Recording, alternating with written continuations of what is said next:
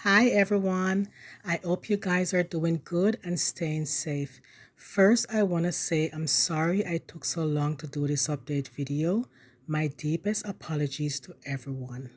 I will be sharing with you guys today some updates on how my plants did throughout the rest of the winter, also a few challenges that I came across.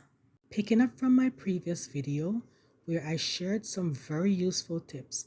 For those who didn't watch that one, please check out Winter Balcony Greenhouse in Canada to get a better understanding of this update video. So as it gets deeper in the winter, and this time is around January, February, when it gets really cold, I started noticing frost all over the greenhouse plastic covering, which causes most of my plants to get frost damage.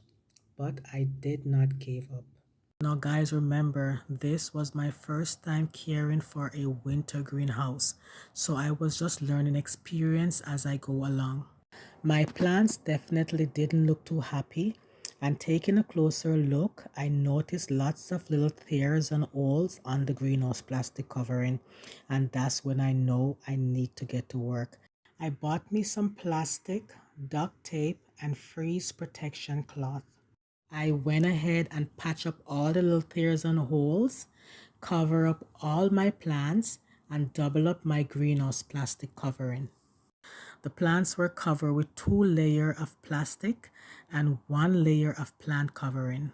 And as you can see, the plastic and plant covering were doing a good job by keeping the frost off my plants. Now some watering tips. When I do give my plants a drink, I do so on a sunny day. This allows them to absorb the water better. Also on such day, even though the weather is still extremely cold, the sun shines through the greenhouse plastic and traps the heat inside, which causes the ice that accumulate between the plastic and plant cover to melt and also water the plants. The soil is a lot more easier to freeze when it's wet, so I only give a little drink when the dirt gets really dry. At no point did I use heat or a lighting system. The sun was my only method. Every now and then I would take off all the coverings and let the plants get some direct sunlight. I continued with all this method and everything went perfectly fine. And around April, this was what my garden looks like. I was so happy. I had only lost a few roots of spinach that didn't overcome the frost damage, but I was super pleased with what I had left. I do want to point out that once the temperature in the greenhouse got super cold, all the plants had stopped growing. So it's best to have most of them fully grown before it gets to that point. The greenhouse is a perfect way to preserve your winter vegetables, especially if you don't want to harvest everything at once. You just have to make sure that they are covered up properly. My peppermint was showing signs of newly growth, so I cleaned it up, and as time goes by, it started to flourish again.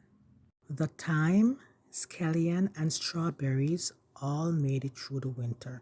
I did allow some of my kales to flower, and around July I got lots of seeds that I could use again.